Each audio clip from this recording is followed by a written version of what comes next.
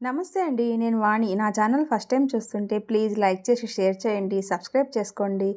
శ్రావణి, సంధ్య ఇద్దరు best friends. చిన్నప్పటి నుండి ఒకరంటే మరొకరికి ప్రాణం. కానీ తర్వాత వారి జీవితాల్లో ఎన్నో విచిత్రమైన మార్పులు, సమస్యలు చోటు చేసుకున్నాయి. వాళ్ళిద్దరూ వాటిని ఎలా ఎదుర్కొన్నారు, చివరికి ఏం జరిగిందో వినండి. అపార్ట్మెంట్ పార్కింగ్లో కారు పార్క్ చేసి లెటర్ బాక్స్లో లెటర్స్ కోసం వెతికాను. అరవింద నేత్రాలయం నుండి వచ్చిన ఉత్తరం ఉంది. టు శ్రావణి అండ్ అనంత్ అని అడ్రస్లో రాసి ఉంది. పాత అపార్ట్మెంట్ వాళ్ళు ఇక్కడికి పంపినట్లున్నారు. చేత్తో అందమైన డ్రాయింగ్ వేసి దానిపైన హ్యాపీ న్యూ ఇయర్ అని విషెస్ రాసి ఉన్నాయి. ఎంత అందమైన డ్రాయింగ్ వేశారు నా బుజ్జి పిల్లలు. కళ్ళు ఉన్న వారికంటే ప్రపంచాన్ని ఎంత అందంగా చూపించారు అని మురిసిపోయాను. అనంత్కి నాకు ప్రేమకు గుర్తుగా మిగిలిందే వీళ్ళు. 3 సంవత్సరాల క్రితం నా బర్త్డేకి అనంత్ నన్ను ఈ ఆశ్రమానికి తీసుకువెళ్ళాడు. అందులో నుండి 5 పిల్లలను దత్తత తీసుకొని వారికి చదువు చెప్పిస్తూ ఉన్నాం. వారి నుండి వచ్చినవే ఈ కార్డులు. ప్రతిగా నేను కూడా వాళ్ళకి విషెస్ పంపాలి అనుకుంటూ లిఫ్ట్లోకి ఎక్కాను. లిఫ్ట్ ఎక్కగానే పక్కింటి రాగిణి గారు కలిశారు. మొహమాటంగా చిన్న నవ్వు నవ్వాను. ఆవిడ కూడా చిరునవ్వుతో సమాధానం ఇచ్చారు. ఇంటి తలుపు తీసి లెటర్స్ టేబుల్ మీద పెట్టి ఫ్రిడ్జ్లో నీళ్లు తీసుకొని సోఫాలో కూలబడ్డాను. గుమ్మం వద్ద రాగిణి గారు లోపలికి రావాలా వద్దా అన్న సంశయంలో ఉండడం చూసి రమ్మని పిలిచాను. నువ్వు వచ్చి నెల రోజులైంది. అప్పటి నుండి ప్రయత్నిస్తున్నాను నిన్ను పరిచయం చేసుకుందాము అని అన్నారు. నా పేరు శ్రావణి ఆంటీ అని పరిచయం చేసుకొని ఆవిడకు మంచినీళ్ళ గ్లాస్ అందించాను. గుమ్మానికి ఎదురుగా అమ్మా నాన్నల ఫోటోలకి దండలు చూసి ఆవిడ కొంత విషయం గ్రహించినట్లున్నారు. ఒక్కదానివే ఉంటున్నావా అమ్మా అని ఆవిడ సందేహాన్ని అడిగేశారు. అవునా ఆంటీ అని చెప్పాను. ఇంకా పెళ్లి కాలేదా అమ్మాయి అన్నారు రాగిణి గారు. అయిందా ఆంటీ, మేము విడిపోయాము అని ఆవిడ అడగబోయే తర్వాతి ప్రశ్నకు కూడా సమాధానం చెప్పేశాను. అయ్యో పాపం, అబ్బాయి ఏ లోపం ఉన్నవాడో, శాడిస్ట్ అయి ఉంటాడు, వదిలేయక ఏం చేస్తావులే అన్నారు ఆవిడ కాసేపు తర్వాత తేరుకొని. లేదా ఆంటీ, అతను మంచివాడే. మా ఇద్దరికి అభిప్రాయ భేదాలు వచ్చాయి, అందుకే విడిపోవాల్సి వచ్చింది అంతే అని ఆవిడ వైపు చూశాను. నా నిర్ణయాలకి అవతల వాళ్ళని బాధ్యుల్ని చేయటం నాకు ఇష్టం ఉండదు. మరి ఆవిడ నుండి నేను ఊహించిన ప్రతిస్పందనే వచ్చింది. ఆవిడ కాసేపు ఏం మాట్లాడాలో అర్థం కాక అన్నట్లు మర్చిపోయాను, పని అమ్మాయి వచ్చే వేళ అయింది, నేను మళ్ళీ వస్తాను అని చెప్పి గ్లాస్ పెట్టి వెళ్ళిపోయారు. కానీ ఆవిడ ముఖంలో మార్పుని గమనిస్తూనే ఉన్నాను. ఆవిడ వచ్చినప్పుడు నా మీద ఉన్న కుతూహలం, సింపతి ఇప్పుడు లేవు. నేను తప్పు చేశాను అన్న భావన ఆవిడ ముఖంలో స్పష్టంగా కనిపించింది. భర్త లేకుండా ఉన్న స్త్రీ అంటే తీగ తెగిన వీణ లాంటిది కదూ. విడాకులలో తప్పు ఆడదో లేక మగదో ఎందుకు కావాలి? పరిస్థితులది ఎందుకు కాకూడదు? అంత అర్థం చేసుకునే మనసు ఎవరికి ఉంటుంది? అయినా ఎందుకు ఉండాలి? నా మనస్సాక్షికి తెలిస్తే సరిపోదా? ఫోన్ ఓపెన్ చేసి చెక్ చేసుకుంటూ వాట్సాప్ మెసేజ్లు చూసి ఒక్కసారి షాక్ అయ్యాను. నా చిన్ననాటి స్నేహితురాలు సంధ్య నుండి మెసేజ్.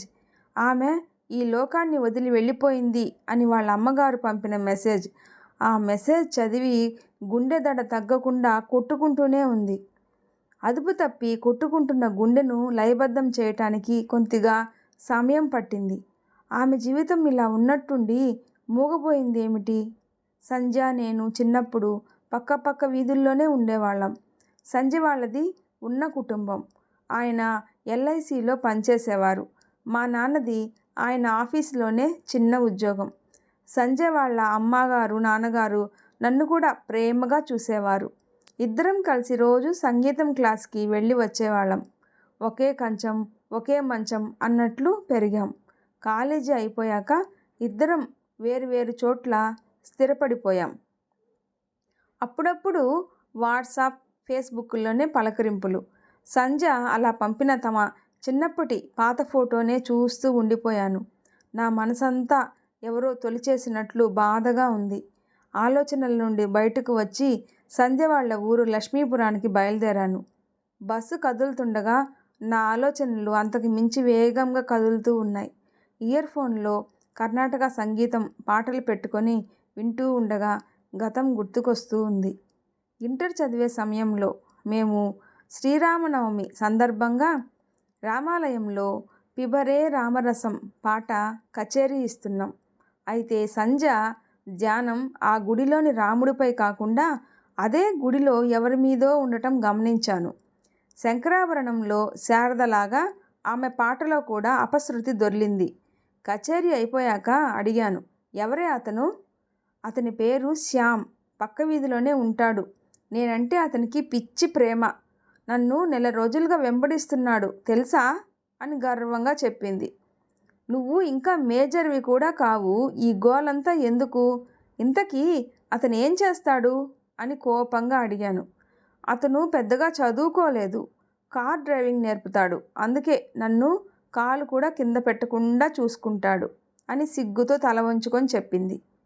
అంటూ ఉండగానే అతను ఆమె పక్కన కారు ఆపాడు. ముందు నీ కాళ్ళ మీద నువ్వు నిలబడు, తర్వాత ప్రేమ దోమ అన్నీ అని గట్టిగా చనువుతో చెప్పాను.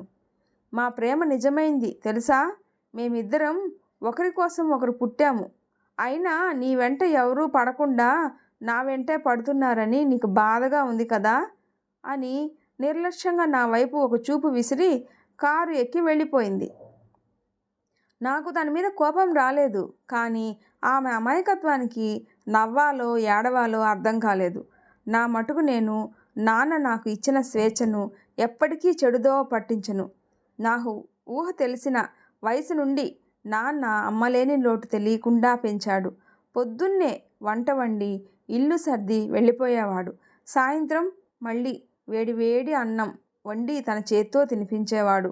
రాత్రికి నీతి కథలు చెప్పేవాడు. నాన్నకు నేను తప్ప వేరే లోకమే తెలీదు. పెద్దగా స్నేహితులు కూడా ఉండేవారు కాదు. మళ్ళీ పెళ్లి చేసుకోవచ్చు కదా అని చుట్టాలు అందరూ సలహాలు ఇచ్చినా వారిని గట్టిగా వారించేవాడు. నాన్నకు నా పాటలంటే ప్రాణం.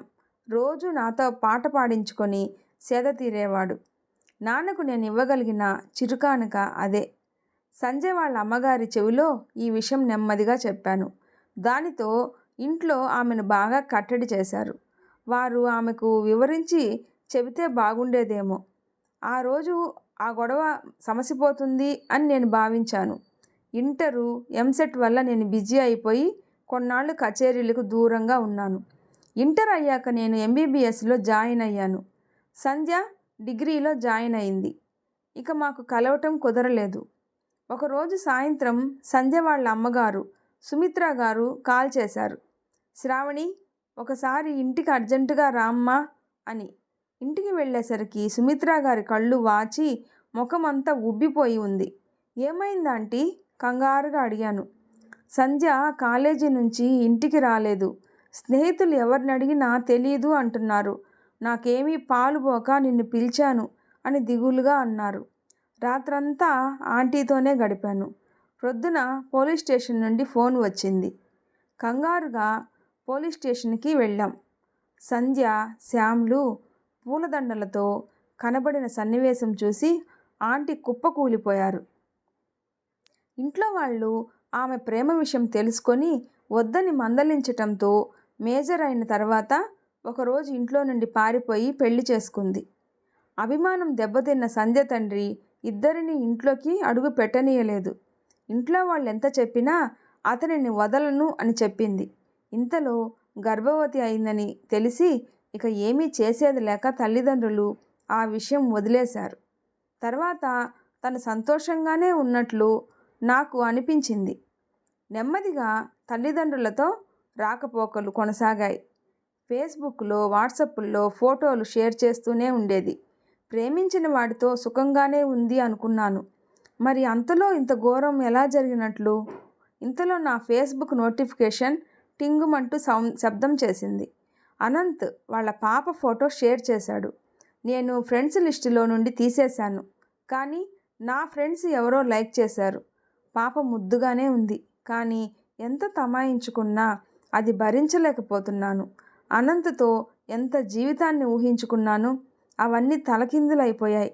ఇద్దరం కాలేజీ నుండి స్నేహం, కొన్ని రోజులకు ఆ స్నేహం కాస్త ప్రేమగా మారింది. హలో డాక్టర్, హార్ట్ మిస్సాయే అంటూ అతను ప్రపోజ్ చేసిన సంఘటన గుర్తుకొచ్చి ఎక్కడి నుండో పెదవుల్లో చిన్న నవ్వు మొలిచింది. పెద్దల అంగీకారంతో ఇద్దరం పెళ్లి కూడా చేసుకున్నాం. అలా 2 సంవత్సరాలు చాలా ఆనందంగా గడిచిపోయాయి. ఒకరోజు ఆఫీస్ నుండి త్వరగా వచ్చి తనకి లండన్లో హాస్పిటల్ నుండి ఒక మంచి ఆఫర్ వచ్చిందని చెప్పాడు. ఇప్పుడు మనకి డబ్బులకి ఏం తక్కువని ఇండియా వదిలి వెళ్ళటం అవసరమా అన్నాను. అది కాదు శ్రావణి, మనకు రేపు పిల్లలు పుడితే బోల్డ్ ఖర్చులు అవుతాయి. ఇక్కడే ఉంటే ఎన్ని రోజులకు ఎదుగు బొదుగు ఉండదు. నువ్వు కూడా వచ్చేయరాదు, అక్కడే సెటిల్ అయిపోవచ్చు అన్నాడు. అది కాదు అనంత్, నీకు తెలుసు కదా, నాన్నని వదిలి రావటం నాకు ఇష్టం లేదు. నాన్నకి ఏమన్నా అయితే నా నిర్ణయం వల్లే అయిందన్న అపరాధ భావంతో నేను జీవితాంతం గడపలేను. ఇంకా ఇప్పుడు లండన్లో అంటే నాకు ఉద్యోగం ఎక్కడ దొరుకుతుంది? డిపెండెంట్ వీసా మీదే రావాలి. కొన్ని రోజులు ఉద్యోగం చేయలేను కదా. నా కారణాలు నావి. ఒక వంట మనిషిని, పని మనిషిని పెడదాం. మీ నాన్నగారిని ఒక మంచి ఓల్డేజ్ హోమ్లో ఉంచుదాం. ఇక నీ ఉద్యోగం అంటావా, 2 ఏళ్ళు కళ్ళు మూసుకుంటే అదే వస్తుంది. అప్పటిదాకా నా జీతం ఉంది కదా అనేది అతని ఆర్గ్యుమెంట్. నేను అతని వాదనతో ఏకీభవించలేకపోయాను.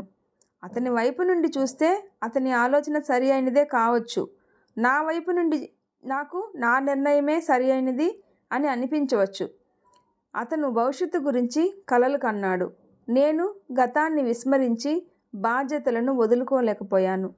కొన్ని రోజులు అతను లండన్లో, నేను ఇండియాలో ఉండి ప్రయత్నిద్దాం అనుకున్నాం. కానీ అతను లండన్లో చేరిన తర్వాత అక్కడ కొలీగ్తో పరిచయం నెమ్మదిగా ప్రేమగా మారింది. మా మనసుల మధ్య దూరం కూడా పెరిగి అది విడాకులకు దారితీసింది. సరేలే, ఏదైనా నేను కావాలని తీసుకున్న నిర్ణయం అది. ఆ నిర్ణయం తీసుకోకపోయి ఉంటే ఇప్పుడు నాన్నని చివరి రోజుల్లో వదిలేశాను అన్న అపరాధ భావంతో నేను, లేక తన కెరీర్ని వదులుకున్నాను అన్న బాధతో అతను రాజీ పడవలసి వచ్చేది కదా. బస్సు వెళ్ళాలనుకున్న గమ్యానికి చేరింది. బస్సు దిగి నేరుగా సుమిత్ర గారి ఇంటికి వెళ్ళాను. గదిలో ఒక మూల పూలదండ అలంకరించి ఉన్న సంధ్య ఫోటోను చూసి నేను కూడా ఏడుపు ఆపుకోలేకపోయాను. సుమిత్ర గారిని పట్టుకొని ఏడ్చేశాను. కాసేపటికి తర్వాత తమాయించుకొని అడిగాను, ఇలా ఎలా జరిగింది ఆంటీ అని. సుమిత్ర గారు ఏడుపు తమాయించుకుంటూ చెప్పారు, పెళ్ళి అయిన సంవత్సరానికి సంధ్యకి ఆర్థిక పరిస్థితి మీద ఒక అవగాహన వచ్చింది.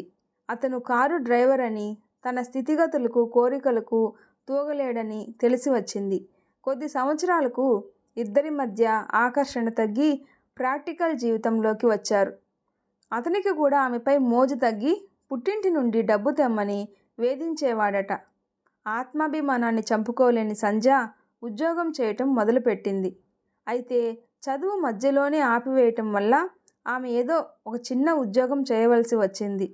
తరచూ ఇంట్లో భార్యాభర్తల మధ్య ఘర్షణలు జరుగుతూనే ఉండేవట.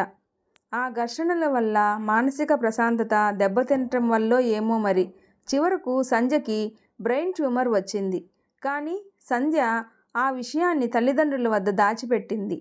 సంధ్య ఆరోగ్యం విషమించేసరికి అతను సరైన వైద్యం అందించలేక ఆ పరిస్థితిలో సంధ్యని, ఆ పిల్లని తల్లిదండ్రుల వద్ద అప్పగించి వెళ్ళిపోయాడు.